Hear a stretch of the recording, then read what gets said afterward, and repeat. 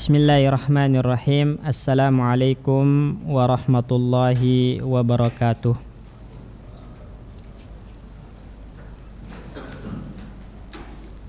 Innal hamdalillah nahmaduhu wa nasta'inuhu wa nastaghfiruh wa na'udzu billahi min syururi anfusina wa min sayyiati a'malina. Man yahdihillahu fala mudilla lahu wa man yudlil fala hadiya lahu. Wa ashhadu an la ilaha illallah wahdahu la syarika lah. Wa ashhadu anna Muhammadan abduhu wa rasuluh. Allahumma salli wa sallim wa barik ala nabiyyina Muhammadin wa ala alihi wa ashabihi wa man sara ala nahjihi ila yaumil qiyamah wa ba'du. Rabbana 'allimna ma yanfa'una wanfa'na bima 'allamtana wa zidna ilma. Rabbi shrah li sadri wa yassir li amri wahlul 'uqdatam min lisani yafqahu qawli. Jamaah kaum muslimin rahimani wa rahimakumullah. Semoga Allah Subhanahu wa taala senantiasa mencurahkan rahmatnya, taufiknya dan keberkahan usia serta waktu kepada kita semua. InsyaAllah pagi hari ini kita akan lanjutkan kembali pembacaan kita terhadap sirah nabawiyah, perjalanan hidup baginda Nabi Muhammad SAW, untuk kita ambil pelajaran dan kita ambil tauladan dari beliau. Sebelumnya telah kita sampaikan atau telah kita bacakan bahwasannya orang-orang Quraisy mereka enggak mampu membendung dakwah Nabi Muhammad SAW, enggak mampu untuk menahan laju dakwah baginda Nabi yang pengikutnya semakin hari semakin bertambah. Tak mampu mereka untuk melawan Nabi dengan argumentasi dan ucapan. Akhirnya mereka bertindak dengan fisik dan kekuatan. Ya, mereka main fisik, mereka menggunakan kekuatan. Sebagai contoh kemarin telah kita sebutkan bagaimana sikap Abu Jahal kepada baginda Nabi Muhammad SAW ketika Nabi hendak sholat di Ka'bah, maka Abu Jahal berusaha untuk menindih Nabi SAW dengan batu yang besar. Tapi malaikat Jibril menampakkan dirinya seperti unta yang sangat besar hendak menerkam Abu Jahal, dan Abu Jahal pun mundur ketakutan. Begitupun Abu Lahab, ya, sebagai tetangga Nabi Muhammad SAW, maka sangat buruk sikapnya. Setiap hari menaruh kotoran-kotoran di rumah Nabi Muhammad SAW, sampai-sampai Nabi mengatakan, ayu jarin hada, tetangga macam apa ini, kepada Abu Lahab. Begitupun istrinya seringkali mengadu domba dan menyebarkan hoak, ya, berita-berita buruk tentang Nabi Muhammad SAW. Selanjutnya telah kita ceritakan juga tentang Uqbah ibnu Abi Mu'aid, ya, yang mengundang Nabi Muhammad untuk datang ke walimah, dan Nabi mengatakan, saya tidak akan makan makanan kamu kecuali kamu bersyahadat terlebih dahulu, dan dia pura-pura bersyahadat. Sampai temannya mengatakan, saya tidak mau ketemu kamu sampai kamu nempeleng Muhammad, dan benar, Nabi ditipeleng serta diludahi wajah Nabi Muhammad SAW. Ini sikap orang-orang Quraisy pada saat itu ketika tidak mampu, ya, untuk melawan argumentasi Nabi, maka mereka bertindak secara fisik menyakiti Nabi Muhammad SAW. Dan itulah yang membuat paman beliau Hamzah masuk Islam. Ya, jadi Hamzah ibnu Abdul Muttalib masuk Islam karena sikap Abu Jahal yang kurang ajar kepada Nabi. Makanya tatkala Hamzah masuk Islam, dia mengatakan, apakah kalian berani mencela Muhammad sedangkan saya telah masuk ke agamanya dan saya berada di tengah-tengahnya? Siapa yang berani mencela Muhammad sekarang? Itu setelah Hamzah masuk Islam. Dikarenakan tadi asabiyah, ya, dikarenakan asabiyahnya. Pertama yang menyebabkan Hamzah masuk Islam itu adalah fanatiknya terhadap kesukuan, enggak rela, ya, keluarganya dihina dan disakiti. Dia masuk Islam untuk membelanya, dan Allah berikan hidayah, Islamnya menjadi baik, dan dia membela Islam, membela Rasulullah karena agama, sehingga dia dijuluki dengan asadullah, singanya Allah Subhanahu wa taala.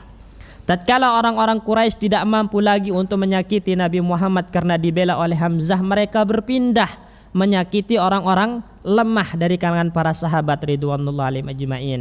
Bilal ibnu Rabah, ya, Bilal ibnu Abi Rabah salah satunya, ya, ditindih dengan batu di bawah terik matahari yang panas, terus di padang pasir, bahkan diikat, diseret, dijadikan mainan anak-anak. Ya, dipaksa untuk murtad, tapi ucapan yang keluar dari lisan Bilal, ahadun ahadun, Allah Maha Esa, Allah Maha Esa. Ya. Kemudian Ammar ibnu Yasir dan yang lainnya dari orang-orang lemah itu yang jadi sasaran, disiksa oleh orang-orang Quraisy, dipaksa untuk murtad dari Islam, tapi mereka mempertahankan tauhid mereka, mereka mempertahankan iman mereka. Dan itulah yang membuat Nabi Shallallahu Alaihi Wasallam iba, kasihan dengan para sahabat, sehingga memerintahkan mereka untuk hijrah ke Habasyah. Nah, ini yang akan kita bahas pada hari ini. Di sini Syekh mengatakan, walamma ra'al musyrikuna dha'fahum an muqawamatil muslimina bil burhan tahawalu ila siyasatil quwwah. Ya, tatkala orang-orang musyrik tidak mampu lagi untuk menghadapi kaum muslimin dengan argumentasi dan dalil, mereka berpindah dengan menggunakan kekuatan dan melakukan tindakan-tindakan fisik. Ya, dan ini pula yang dilakukan oleh kaumnya Nabi Ibrahim kepada Nabi Ibrahim. Tatkala mereka tidak mampu membantah argumentasi Nabi Ibrahim, apa kata mereka? Harrikuhu, ya, bakar Ibrahim, wansuru alihatakum, dan bela Tuhan-Tuhan kalian. Persis, ya, yang dilakukan oleh kaum Quraisy. Dan ini bukan hal yang baru gitu. Jadi orang-orang musyrik tidak akan pernah bisa membantah argumentasi nabawiyah, ya. Dalil-dalil Nabi, alasan-alasan Nabi, dakwah Nabi itu nggak akan pernah bisa dibantah oleh orang-orang musyrik. Ya, dari zaman dulu, dari zaman Nabiullah Ibrahim, tatkala Nabi Ibrahim, ya, mendakwahkan tauhid, melarang dari kesyirikan, mereka nggak mampu melawan argumentasi Nabi Ibrahim. Akhirnya apa yang mereka lakukan? Main fisik. Harrikuhu, bakar Ibrahim, wansuru alihatakum, bela Tuhan-Tuhan kalian. Begitu pun orang-orang Quraisy nggak mampu menghadapi Nabi dengan dalil dan argumentasi, mereka main fisik. Yang disiksa Nabi, yang disiksa para sahabat yang lemah. Dan itulah yang membuat Nabi Shallallahu Alaihi Wasallam tadi iba kepada para sahabat dan memerintahkan kepada mereka, tafarraqu fil ardi, kalian menyebarlah di bumi Allah Subhanahu Wa Taala. Maksudnya keluar dari Mekah, menyebar di bumi Allah Subhanahu Wa Taala. Fa innallaha sayajma'ukum, nanti Allah Subhanahu Wa Taala akan mengumpulkan kalian kembali. Lalu para sahabat bertanya kepada Nabi, ke arah mana kami harus pergi wahai baginda Nabi? Dan Nabi menunjuk ke arah Habasyah. Nah, inilah faktor, ya, pertama kali terjadinya hijrah ke Habasyah. Setelah adanya, ya, perintah dari Nabi Muhammad SAW, maka mulailah para sahabat yang tadi terdesak, atau yang disakiti, kemudian ditekan oleh orang-orang Quraisy, keluar meninggalkan Mekah, meninggalkan rumah-rumah mereka, meninggalkan harta benda mereka untuk menjaga agama dan akidah mereka. Pergi kemana? Ke Habasyah. Coba lihat jamaah kaum muslimin. Ya, para sahabat ridwanullah alaihim ajmain itu rela meninggalkan harta benda mereka, rela meninggalkan tanah air mereka, rela meninggalkan rumah-rumah mereka. Demi apa? Demi agamanya, demi akidahnya, supaya bebas leluasa beribadah kepada Allah tanpa tekanan. Karena pada saat itu mereka masih minoritas. Tapi sekarang kita jamaah kaum muslimin, ada orang yang rela menggadaikan agamanya, rela pergi dari negeri yang dia di situ bebas menjalankan ibadah ketaatan kepada Allah ke negeri kafir hanya untuk mencari dunia. Dibalik, ya, sungguh berbeda dengan kebanyakan orang zaman sekarang. Kalau dulu para sahabat rela meninggalkan hartanya, rumahnya, negerinya supaya leluasa beribadah kepada Allah tanpa tekanan. Ini. Dan di antara para sahabat yang hijrah ke Habasyah pada saat itu 10 dari kalangan laki-laki dan ada 5 dari kalangan wanita. 10 laki-laki itu diantaranya adalah Utsman bin Affan radhiyallahu anhu, ya. Kemudian Abu Salamah, kemudian Abu Saburah, kemudian Abu Hudzaifah ibnu Utbah dan Abdurrahman ibnu Auf, Utsman ibnu Mad'un dan Mus'ab ibnu Umair, ya. Suhail ibnu Baydha dan Zubair ibnu Awam. Sedangkan yang wanita itu adalah Ruqayyah bintu Rasulillah, kemudian Ummu Salamah, kemudian Ummu Kalsum, ya, dan Laila, ya, istrinya Amir ibnu Rabi'ah. Nah, di antara yang menarik yang ikut hijrah ini adalah Mus'ab ibnu Umair, jamaah sekalian. Kenapa? Karena Mus'ab ibnu Umair ini adalah sosok pemuda sebelum masuk Islam itu yang bergelimang dengan harta, ya, bergelimang dengan harta. Orang tuanya orang kaya, ya, bahkan konon pakaian yang dipakai oleh Mus'ab ibnu Umair sebelum masuk Islam itu harganya 200 dirham. 200 dirham itu setara dengan 17 dinar. 1 dinar itu 4,25 gram. 1 gram berapa harganya? 900 ribu lah. Nah, kali, ya, kali 17 itu, ya, berapa? Ya, berapa gram jadinya? 70-an, ya. Ya, kali 900 berapa harganya? Berapa harga rumahnya? Sekitar 70 jutaan. Bukan rumah, baju yang dipakai oleh Mus'ab ibnu Umair sebelum masuk Islam. Jadi dia orang yang kaya raya, hidupnya mewah, penampilannya selalu rapi.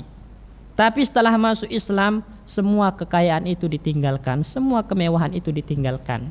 Ya, semua kemewahan, kekayaan yang ditawarkan oleh kedua orang tuanya ditinggalkan demi iman, demi akidah, demi Islam.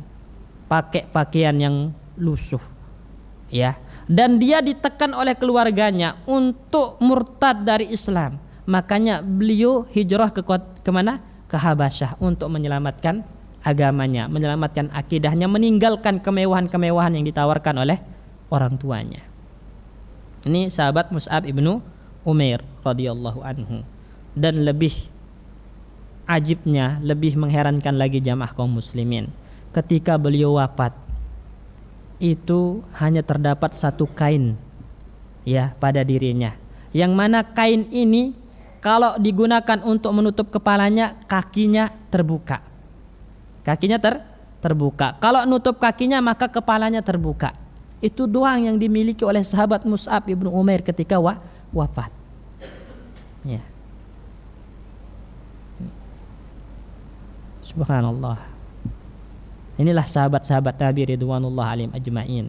Ya, rela meninggalkan kemewahan dunia demi akidah, ya, demi agamanya, demi, ya, supaya leluasa beribadah dan taat kepada Allah Subhanahu wa taala.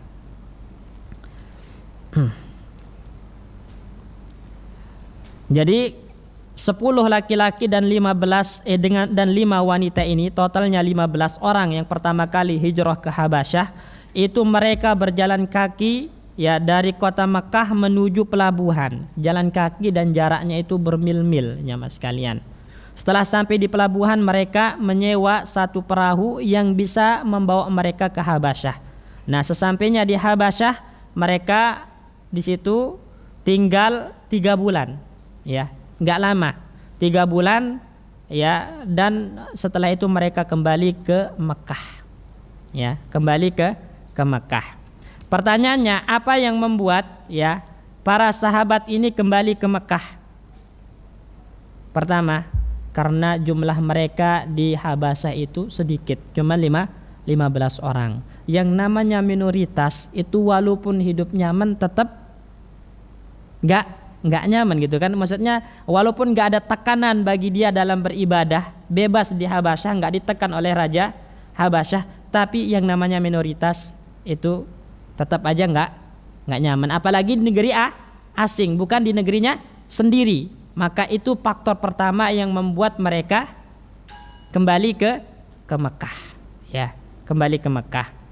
Kemudian juga diantaranya adalah ketika mereka di Habasyah itu mereka membawa istri, membawa anak-anak.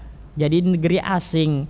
Nah, itu nggak betah, akhirnya mereka kembali ke kota Mekah. Nah, sesampainya di kota Mekah itu mereka ditahan, nggak boleh masuk.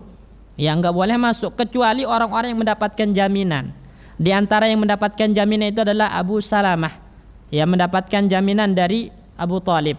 Kemudian Utsman ibnu Maz'un dapat jaminan dari Al-Walid ibnu Al-Mughirah. Tapi Utsman ibnu Maz'un ini ketika diberikan jaminan oleh Al-Walid ibnu Al-Mughirah, dia menolaknya. Kenapa menolak? Karena dia melihat saudara-saudaranya kaum muslimin yang lain masih ditindas. Masih ditindas oleh orang-orang musyrik, dan itu tidak membuat dia tenang. Ya, melihat saudaranya ditindas, lebih baik saya tidak dijamin ya daripada saudara-saudara saya ditindas dan saya menyaksikannya dengan mata kepala saya sendiri, kata beliau.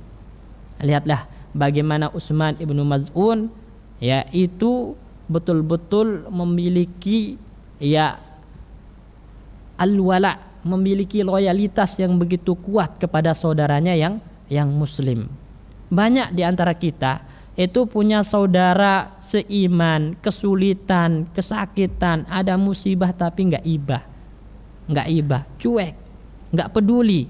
Tapi lihat Utsman ibnu Maz'un, dikasih jaminan hidup nyaman, dia menolaknya. Kenapa? Karena saudaranya dinistakan, karena saudaranya disiksa, karena orang-orang beriman masih ditindas oleh orang-orang musyrik. Akhirnya ditolak jaminan dari Al-Walid ibnu Al-Mughirah.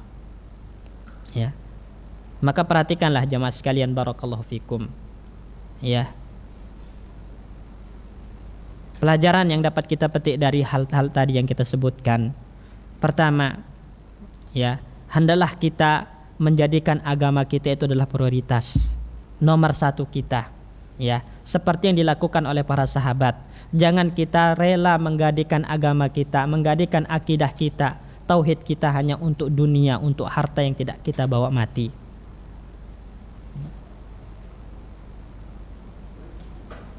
Dan begitu banyak saudara-saudara kita sekarang begitu gampang menggadikan agama mereka, begitu gampang menggadikan akidah mereka hanya untuk sesuap nasi, hanya untuk puing-puing dunia, yang padahal kalau kita mati itu nggak akan dibawa sama sekali, justru bisa menjadi malapetaka bagi kita. Ya. Kemudian yang kedua, ketika kita memiliki saudara seiman, saudara semuslim yang tersakiti, maka hendaklah kita juga merasa tersakiti. Karena seorang muslim dengan yang lainnya itu ibarat satu jasad. Apabila satu tersakiti, maka semua merasakan sakit. Dan itulah yang dicontohkan oleh sahabat Utsman ibnu Maz'un radhiyallahu anhu.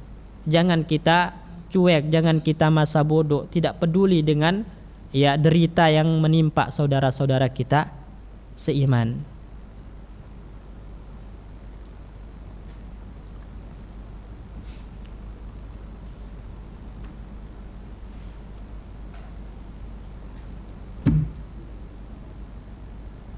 Kemudian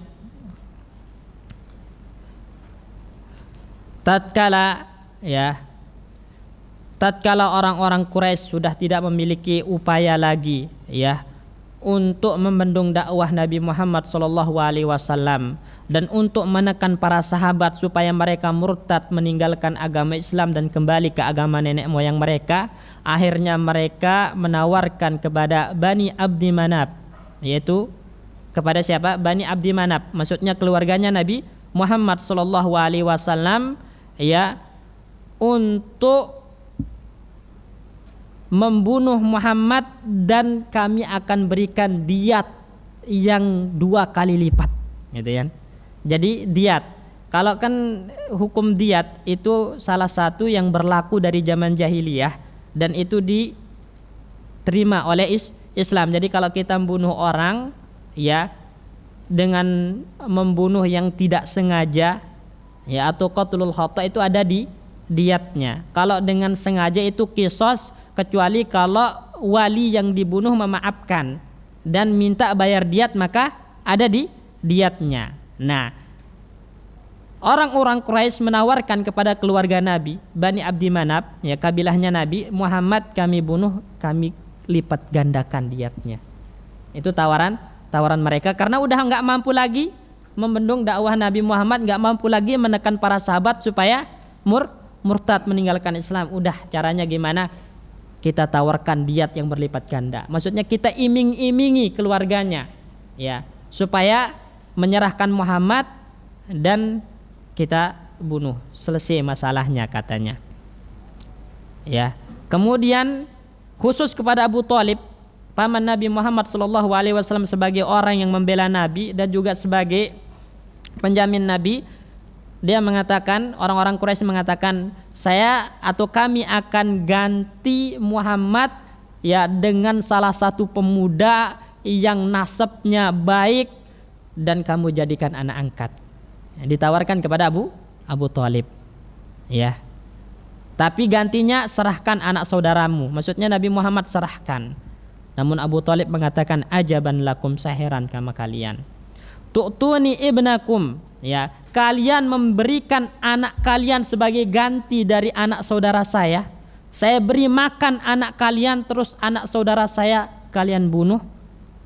Bagaimana mungkin saya rela, kata Abu Thalib. Ya. Maka itulah yang membuat Nabi SAW sangat cinta kepada pamannya Abu Thalib. Oleh karena itu ketika Abu Thalib sakaratul maut, Nabi berusaha untuk membuat Abu Thalib masuk Islam dan mengatakan, ya ammi qul la ilaha illallah, wahai pamanku katakan la ilaha illallah, kalimatan uhaju laka biha indallah, satu kalimat yang saya bisa membelamu dengannya di hadapan Allah Subhanahu wa taala. Tapi gara-gara ada Abu Jahal dan yang lainnya di sekitarnya mengatakan, atarghabu an millati abik, wahai Abu Thalib, apakah kamu tidak suka dengan agamanya nenek moyangmu? Makanya kemarin kita jelaskan, faktor terbesar yang menghalangi dakwah itu adalah tradisi, budaya dan warisan nenek moyang. Karena yang namanya budaya itu bisa menjadikan buruk menjadi baik. Ya, betapa banyak hal yang buruk itu menjadi baik karena sudah menjadi tradisi. Ya. Ini. Jadi Abu Thalib enggak mau mengucapkan la ilaha illallah dikarenakan orang-orang yang di sekitarnya. Jadi budaya itu kalau bertentangan dengan syariat Islam itu menjadi penghalang terbesar untuk menegakkan agama Allah Subhanahu wa taala. Ya, banyak budaya-budaya kemarin yang bertentangan dengan syariat kita. Contohnya misalnya dalam pernikahan itu biasanya ada injak telur karena ada budaya kayak gitu kan. Dan hal-hal yang semacamnya. Itu kalau dikasih tahu nggak boleh, ya maka tetap dilakukan karena yang namanya budaya itu menjadi penghalang terbesar. Ya. Oleh karena itu, ya, agama kita adalah nomor satu, syariat Allah adalah nomor satu, harus kita kedepankan. Ya, jangan seperti orang-orang Quraisy, orang-orang zaman dulu yang lebih mengedepankan budaya dan ajaran nenek moyang mereka. Ini yang pertama. Kemudian yang kedua, ya, hendaklah kita memiliki teman-teman yang soleh, teman-teman yang baik. Ya, karena teman-teman yang buruk itu akan membuat kita terhalang dari hidayah Allah Subhanahu wa taala seperti halnya Abu Thalib tadi. Ya. Kemudian yang ketiga jamaah sekalian, taufik itu di tangan Allah Subhanahu wa taala. Sekeras apapun kita berusaha untuk ya mengajak orang ke dalam kebaikan, ya, kalau Allah tidak memberikan hidayah taufiknya maka tidak akan bisa menerima kebaikan tersebut. Oleh karena itu Allah mengatakan kepada Nabi Muhammad, innaka lan tahdi man ahbabta walakinnallaha yahdi man yasha. Wahai Muhammad, kamu tidak bisa memberikan hidayah taufik kepada orang yang kamu cintai, tapi hidayah taufik itu diberikan oleh Allah untuk siapa yang Allah kehendaki. Kita bisa memberikan hidayatul ilmi wal irsyad, kita memberikan penjelasan, pengarahan, nasihat, tapi dia menerima atau tidaknya tergantung hidayah taufik dari Allah Subhanahu wa taala. Makanya kewajiban kita hanya menyampaikan dan mendoakan semoga Allah Subhanahu wa taala memberikan taufik kepada saudara kita yang kita nasihati dan semacamnya. Kalau dia terima alhamdulillah, kalau enggak semoga Allah memberikan taufik, karena hidayah taufik itu di tangan Allah Subhanahu wa taala.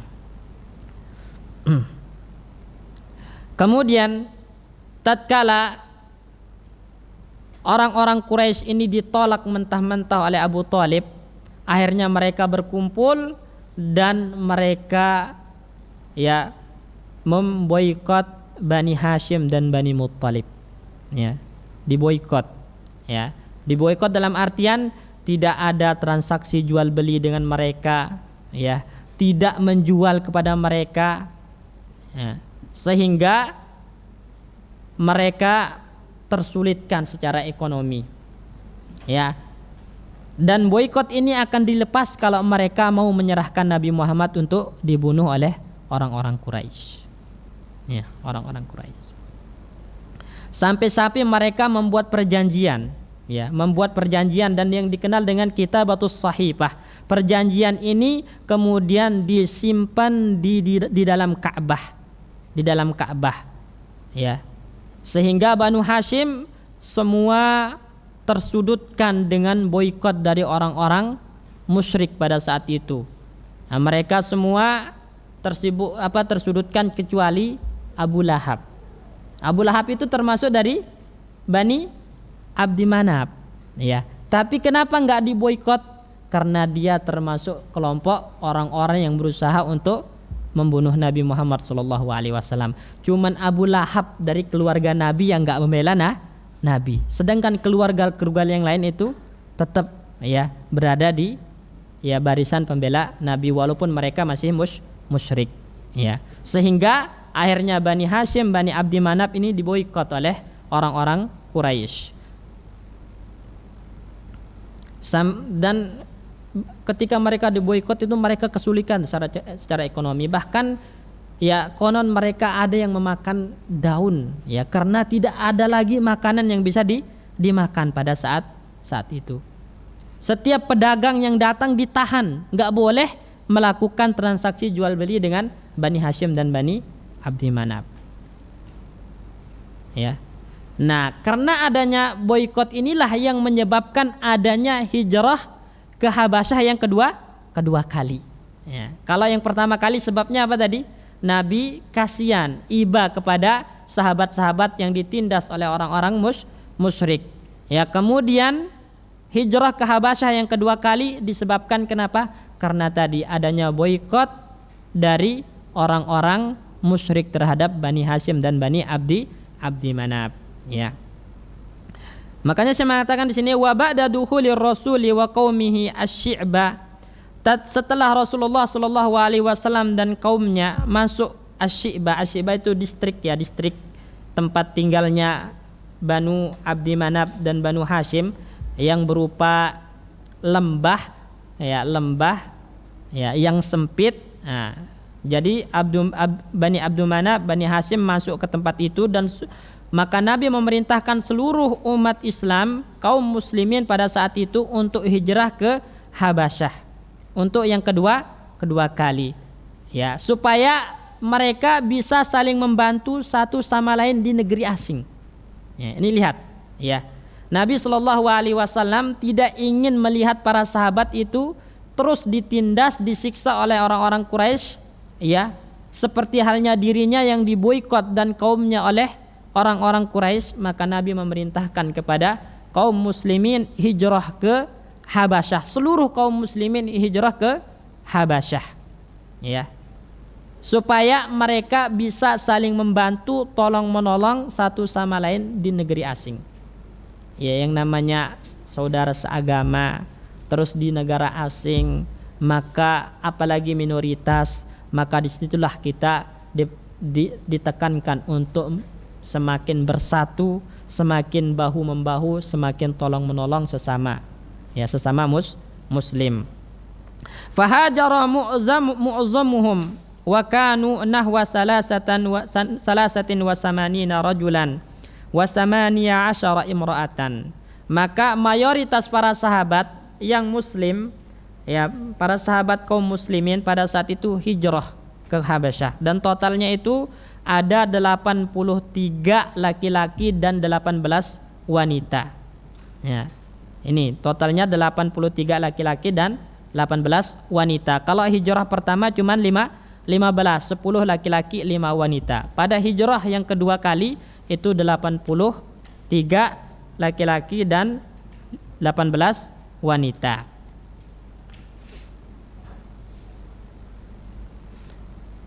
Ini. Jadi jamaah kaum muslimin barakallahu fikum, hijrah ke Habasyah yang kedua ini itu tidak berjalan lancar, ya. Kenapa? Karena orang-orang Quraisy, ya, ketika melihat banyak para sahabat Nabi yang hijrah ke Habasyah, mereka mengutus utusan, yaitu Amr ibn al-As, waktu itu masih belum masuk Islam, mengutus Amr ibn al-As dan Umarah ibn al-Walid dengan membawa hadiah yang sangat banyak ke Raja Najasyi.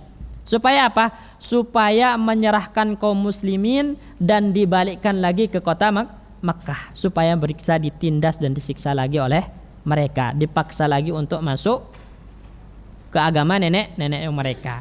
Dan ini mengajarkan kepada kita permusuhan orang-orang kafir Quraisy dengan kaum muslimin itu bukan permusuhan karena kekuasaan, bukan permusuhan karena kabilah, tapi murni permusuhan karena agama. Ya, seandainya kalau itu bukan permusuhan karena agama, ngapain repot-repot mereka bawa hadiah ke Najasyi supaya mengembalikan kaum muslimin ke Mekah? Ngapain? Justru mereka harus senang kaum muslimin keluar dari kota Mekah, dan mereka nggak melihat lagi, ya, kaum muslimin yang terus berkembang. Tapi karena bencinya mereka, nggak sukanya dengan Islam, nggak sukanya dengan dakwah Nabi Muhammad SAW, mereka rela memberikan hadiah yang sangat banyak ke Najasyi supaya bisa mengembalikan kaum muslimin yang hijrah ke kota Mekah, dan bisa mereka paksa untuk kembali lagi ke agama nenek moyang mereka. Tapi Najasyi adalah raja yang adil dan tidak serta-merta mau menerima hadiah tersebut, tapi memanggil, ya, para muhajirin, ya, dan mengajak bicara mereka. Kebetulan wakilnya pada saat itu, wakilnya kaum muslimin pada saat itu adalah Ja'far ibn Abi Thalib. Ya, Ja'far ibn Abi Thalib.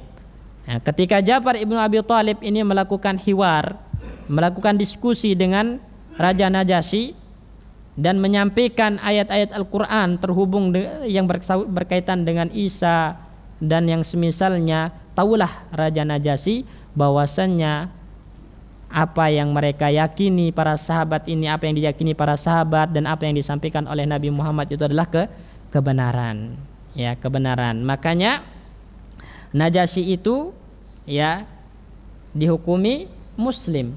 Oleh karena itu Nabi SAW melakukan salat gaib kepada Najasyi ketika dia meninggal, ya, meninggal. Oleh karena itu para ulama mengatakan, ya, seperti Imam Ibnu Qayyim rahimahullahu taala, salat gaib itu dilakukan ketika memang mayit itu tidak ada yang menyolatinya. Ini salah satu pendapat. Walaupun, ya, mayoritas para ulama itu mengatakan boleh salat gaib walaupun ada yang menyolati si mayit, ya. Tapi yang dipilih oleh Ibnu Qayyim berdasarkan kisahnya Najasyi ini, salat gaib itu dilakukan ketika tidak ada yang menyolati. Seperti halnya Najasyi yang mati di negerinya, yang mana negerinya itu adalah mayoritasnya orang-orang Nasrani, maka Nabi melakukan salat gaib untuk Najasyi. Ini.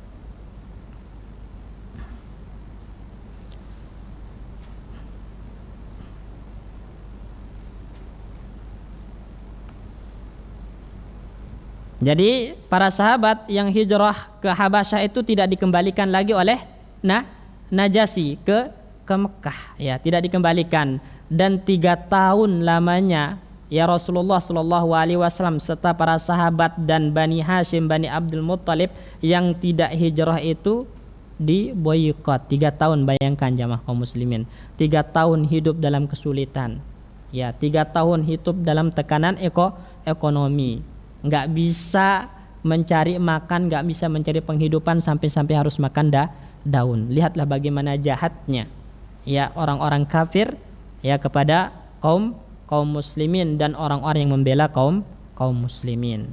Makanya nggak ada yang namanya ya permusuhan antara orang kafir itu dengan muslim itu bukan karena agama, nggak ada.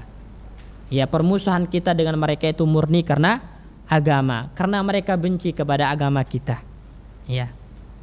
Ketika mereka mayoritas, itulah yang dilakukan kepada kaum muslimin. Ketika kaum muslimin minoritas, itulah yang mereka lakukan kepada kita. Ya. Lihatlah, kaum muslimin minoritas mereka tekan, mereka ya siksa. Dan lihat realita yang ada zaman sekarang. Saudara-saudara kita di Myanmar, saudara kita di ya mana yang minoritas itu menjadi bulan-bulanan orang-orang kafir. Maka nggak ada permusuhan dengan orang kafir itu yang didasarkan oleh harta, oleh kekuasaan dan semacamnya. Nggak ada, murni itu adalah permusuhan karena agama. Ya, makanya orang kafir itu adalah musuh orang Islam, musuh orang Islam. Ya. Oleh karena itu di dalam Al-Quran kita udah diajarkan nggak boleh kita memberikan loyalitas dan cinta kita kepada orang kafir. La tajidu qauman yu'minuna billahi wal yaumil akhir yuwadduna man hadallaha wa rasulah. Kalau memang Anda adalah orang-orang yang benar beriman kepada Allah dan hari akhir, maka Anda tidak akan memberikan cinta dan loyalitas Anda kepada orang-orang yang memerangi Allah dan Rasulnya. Meskipun mereka itu adalah bapak-bapak kalian, anak kalian, saudara kalian, keluarga kalian. Kalau mereka orang kafir, berarti mereka adalah orang yang memusuhi Allah dan Rasulnya. Ya, maka kita wajib untuk memusuhi, untuk membenci mereka dan tidak memberikan loyalitas kepada mereka. Artinya bukan berarti kita nggak boleh bermuamalah kepada mereka. Boleh. Ya, bermuamalah kepada orang kafir itu boleh dalam urusan dunia, tapi untuk memberikan cinta, kecondongan hati kepada mereka maka nggak boleh. Karena loyalitas dan cinta itu diberikan kepada orang-orang muslim, orang-orang yang seagama dengan kita, orang-orang yang seakidah dengan kita. Ya. Tidak banyak pelajaran yang dapat kita petik dari kisah ya hijrahnya para sahabat ke Habasyah ini, karena memang semua berkaitan dengan tekanan orang Quraisy, ya. Kemudian bagaimana sikap ya para sahabat, yang intinya kalau kita simpulkan ya pelajarannya yang pertama ya, para sahabat ridwanullah alim ajmain itu tidak memperdulikan harta dunia ya, karena bagi mereka yang paling utama itu adalah iman, akidah, tauhid, Islam dan leluasa beribadah, melakukan ketaatan kepada Allah tanpa tekanan ya. Jangan dibalik jamaah kaum muslimin. Dulu para sahabat hijrah dari kota Mekah karena tidak bisa ibadah ke negeri yang pada saat itu juga masih kafir, tapi memberikan jaminan leluasa untuk ibadah tanpa ada tekanan. Mereka hijrah ke sana demi menyelamatkan agama dan akidah. Jangan dibalik sekarang. Kita hidup di Indonesia itu bebas beribadah, bebas melakukan ketaatan tanpa ada tekanan. Kemudian pengen hijrah ke kota, bukan negeri mana gitu kan, negeri orang kafir yang mungkin kita nggak leluasa untuk menjalankan ibadah. Azan saja mungkin nggak boleh pakai mikrofon, nggak boleh terang-terangan. Itu kan ada yang lebih memilih ke negeri kafir ya untuk mencari dunia, untuk ya berlibur, untuk dan semacamnya.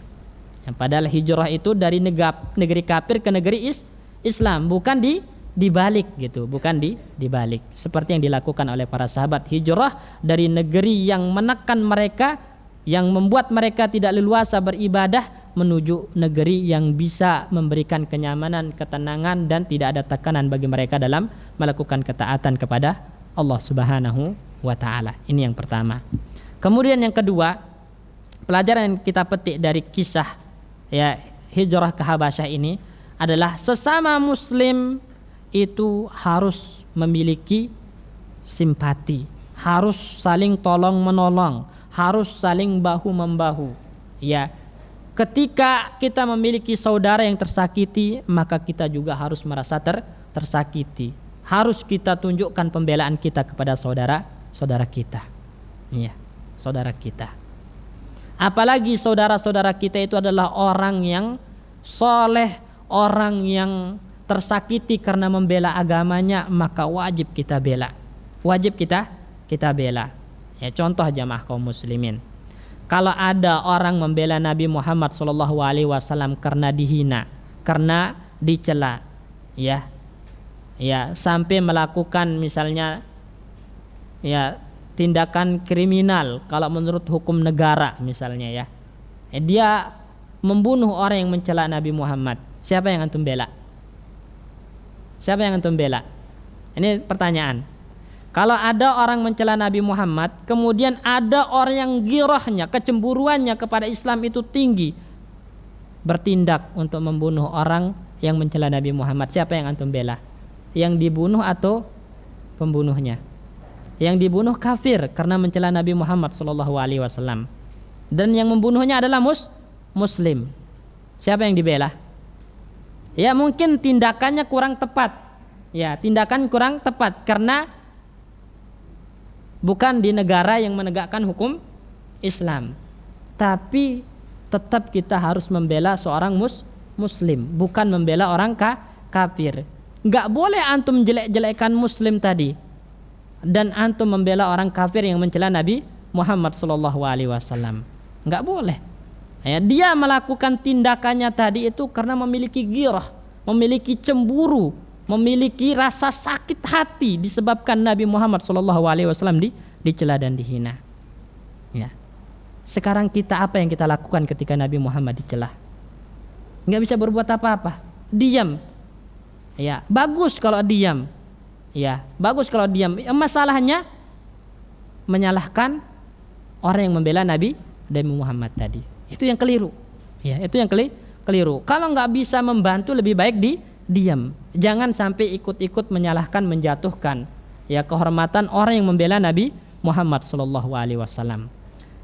Al-Imam Ibnu Taimiyah rahimahullahu taala ya dalam As-Sarimul Maslul, ya pedang yang terhunus ala syatimir Rasul, terhadap pencela Nabi Muhammad SAW, itu membawakan sebuah nukilan.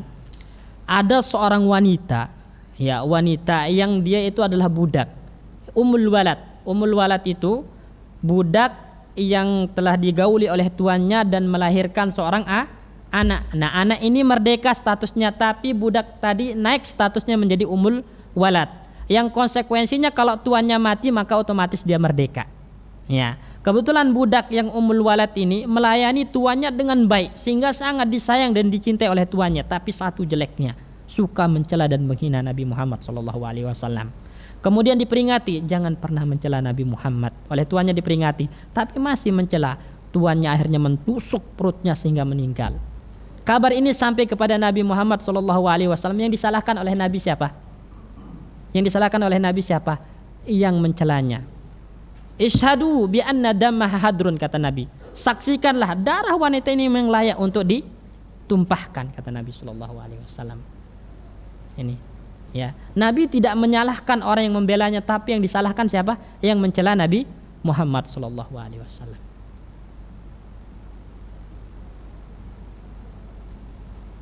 Karena konsekuensi dari cinta kita kepada Nabi Muhammad SAW, kita harus punya rasa amarah, punya rasa murka ketika Nabi kita dinistakan dan dihina oleh orang-orang kafir tersebut, jamaah sekalian.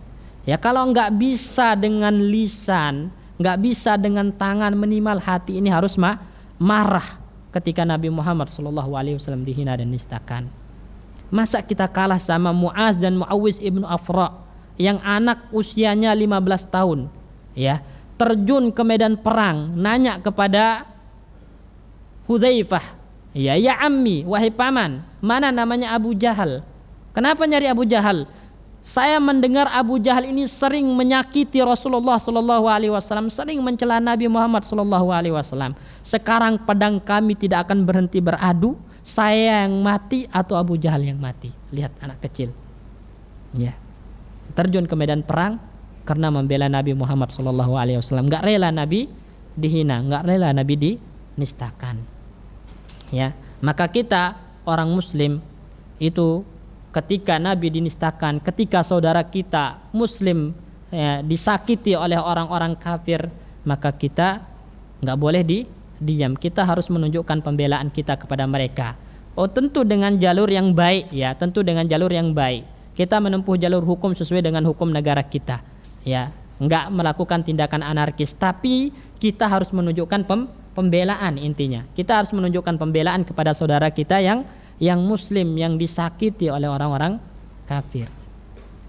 Jangan diam, jangan cuek, jangan masa bodoh, karena kita akan dimintai pertanggungjawaban oleh Allah Subhanahu wa taala atas diam kita. Ya, Ibnu Taimiyah itu mengatakan, ya, satu orang yang dia membela Nabi Shallallahu Alaihi Wasallam itu lebih dicintai oleh Allah daripada ada ratusan orang Muslim tapi semuanya diam ketika Nabi Shallallahu Alaihi Wasallam dihina dan dinistakan. Ya, itu kata beliau. Ya, makanya jamaah kaum muslimin, ya, lihatlah kepada Ja'far, ya tadi, kepada Hamzah ibnu Abi Thalib, ya. Hamzah ibnu bin Abdul Muttalib, paman Nabi Muhammad sallallahu alaihi wasallam, enggak rela Nabi disakiti. Ya, enggak rela Nabi disakiti, maka dia masuk Islam dengan tujuan untuk melindungi Nabi Muhammad sallallahu alaihi wasallam. Tapi Allah berikan hidayahnya sehingga bagus keislamannya dan dia membela Islam, membela Nabi murni karena agama sekarang, bukan karena asabiyah tadi, bukan karena fanatik kesukuannya lagi. Ya, sehingga dapat gelar Asadullah. Itu yang harus kita toladani dari para sahabat Nabi Muhammad sallallahu alaihi wasallam. Ya. Kemudian yang ketiga yang dapat kita petik dari kisahnya para sahabat ini adalah sabar. Ya, sabar. Ya, sabar ketika mendapatkan ujian, ketika mendapat tekanan dari orang-orang musyrik. Kita harus bersabar. Karena orang-orang zaman dulu, jamaah kaum muslimin, itu ada orang yang sampai disisir pakai besi dan kepalanya langsung terkelupas kulitnya supaya murtad, tapi enggak murtad, mereka mempertahankan agamanya. Ya, agamanya. Kita baru diuji dengan kesulitan ekonomi, ya. Ya, kemudian diiming-imingi, banyak yang mau menjual agamanya. Dulu kalau mereka diiming-imingi harta nggak mau, akhirnya mereka disiksa. Bilal ditindih, dirantai, ditarik, dijadikan mainan anak-anak kayak binatang yang ditarik, ya. Ammar bin Yasir dicambuk, kemudian dikasih api yang di besi yang dipanaskan di api itu ditaruh di pundaknya, kayaknya disetrika istilah kita, supaya mereka murtad. Tapi mereka mengatakan, ya, tetap ahadun ahad, kata Bilal. Yang satu mengatakan la ilaha illallah, tidak ada yang berhak disembah kecuali Allah, mempertahankan agamanya. Ya, sekarang kita, ya, kalau bukan kita maka banyak di antara kita, ya, karena kesulitan ekonomi semata, kemudian ditawarkan ini itu, ya, agamanya dijual. Ya, kalau enggak murtad secara terang-terangan mungkin sholatnya digadaikan, ya, minimal sholatnya digadaikan. Sholat ditinggalkan hanya untuk mencari dunia. Itu termasuk enggak? Termasuk, ya, termasuk.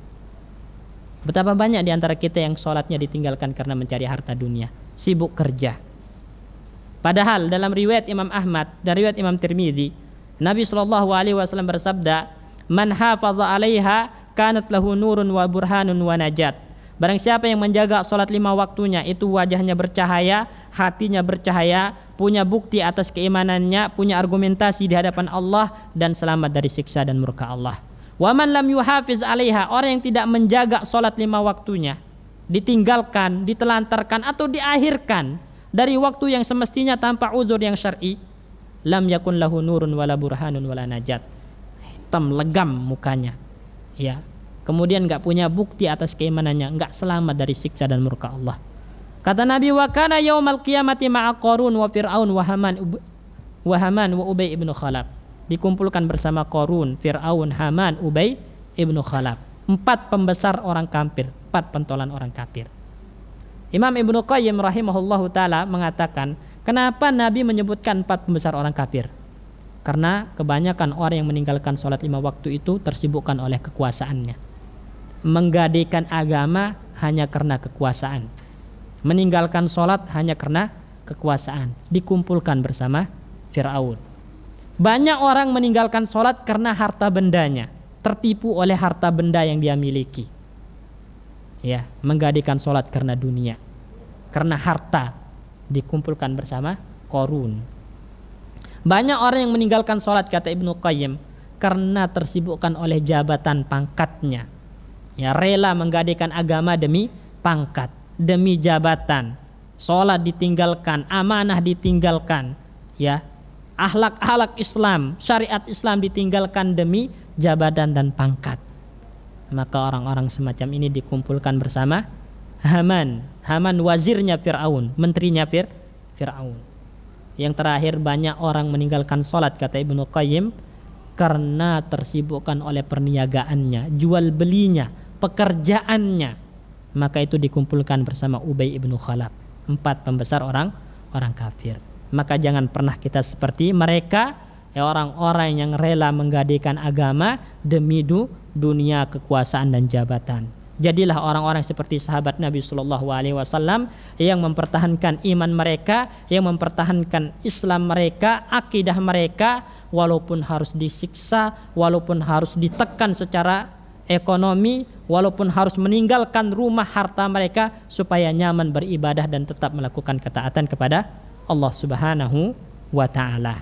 Ini yang kita bisa ambil pelajaran dari kisah hijrah ke Habasyah. Ini jamaah kaum muslimin, barakallahu fikum. Mungkin kita lanjutkan nanti pada pertemuan yang selanjutnya. Kita tutup dengan doa kafaratul majlis. Assalamualaikum warahmatullahi wabarakatuh.